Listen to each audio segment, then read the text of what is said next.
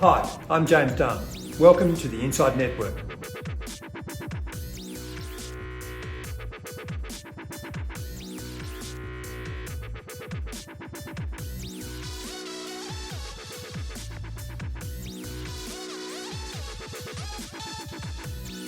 Welcome to INDepth, and my guest is Adam Grotzinger, Portfolio Manager at Neuberger Berman in Chicago. Adam, it's a great pleasure to have you here in person. Yeah, great to be here in person. Adam, at the start of 2022, we would have said that inflation was going to be a theme of the year, but now with the Russia-Ukraine crisis flowing into potentially an energy crisis, what's your view on how high inflation can go on the back of rising energy and food prices? Yeah, it's certainly the topic of the markets and the focal point of the markets today. Look, inflation's high. I'll put it in the U.S. context, 7, maybe 8% on the next print on a headline. Our view is that we're reaching peak levels of inflation, and so likely to reach that soon on a year-over-year basis. May have already started to reach peak on a month-over-month basis, and forward-looking expectations is for a deceleration in inflation as we push out to the end of this year into 2023 and beyond. So, can we come down to something more like 4% core inflation end of this year and something maybe more like 3% more medium term? I think that's certainly probable. What's driving that view? I think firstly is that goods inflation is starting to cool and has maybe reached kind of comparative year-over-year peaks. Things like autos, which have been inflationary in the U.S., household furnishings, different categories of goods are starting to abate. And that's also in the context of inventories which have been built. So companies are stocking more and inventories are improving. And as economies start to reopen, the consumer starts spending more again on services versus what they did during COVID, which was more on goods. So alleviation of that high demand for goods against bottlenecks for those goods. Services inflation will start to take the place of goods, and services inflation will be sticky. So wages in the medical area, look at things like owner's equivalent rent or the housing market. But the totality of it is inflation starts to moderate, but ultimately settles into something higher than what we've had in the post-GFC era. Speaking of the post-GFC era, we've had a long tailwind of stimulus from central banks and policymakers. What do you make of the toolkit that they have in the current environment? How much more scope do they have to support economies? Well, very little right now. With base rates at 0 and a lot of QE in the system, they've really pushed the boundaries of support. I think it's good now that with the market strong in terms of growth, with inflation being what it is, that the Fed's talking hawkish and the market's letting them put rate hike expectations back in. So building back some of those levers from a monetary policy perspective, I think is fundamentally positive for forward-looking tools that they can have to support future events of downward adjustments to growth.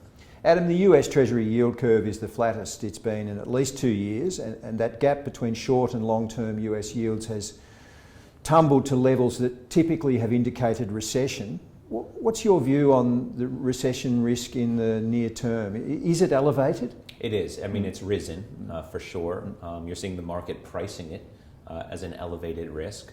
Our view is that it's not our central scenario. So, it's certainly rising in terms of probability, but still a tail probability at this stage. Why? We haven't had an overinvestment cycle. That's what typically causes boom and bust for a recession. And we also don't expect the consumer to immediately fall off the cliff. So, consumers coming into this in a good position. The labor market's strong, the employment market's strong, balance sheets of consumers are strong. And so consumer can continue to spend, and I think the overall economy is in still steady state. That said, growth will be slowing. Growth will be slowing due to some of the commodity complex, but not enough, I think, in aggregate to really tip us over the ledge into recession. Many investors have really only just got their heads around quantitative easing and what that did to the investment markets and portfolios. What will quantitative tightening look like? It's going to create more two-way markets. It's going to create more volatility, and that's been our view coming into this year. Is if you look at 2021, it was a year of volatility suppression through accommodative central banks. 2022, a year of normalizing policy from developed market central banks, and as a function of that, both raising interest rates and quantitative tightening, more two-way markets and more volatility. And indeed, that's what you've seen to start this year. I think the other positive dynamic on quantitative tightening is it's been broadly broadcast to markets, and so positioning in markets is reflective of anticipations of that, given the guidance from central banks and the Fed. In this environment, given that you have a relatively unrestricted mandate, where are you seeing the most compelling fixed income investments? And has that view changed from, say, when you were looking at the markets on New Year's Day and based on what you thought would happen in 22? Coming into this year, hard to say where we thought value would be.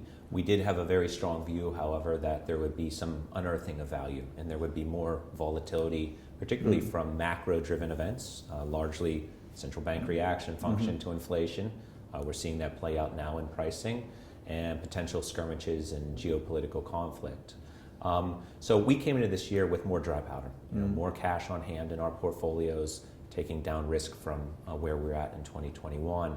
And you're starting to see value in the market today. I think firstly, an expectation that interest rates in the market have largely priced a very hawkish expectation of the Fed. So government bond yields have risen.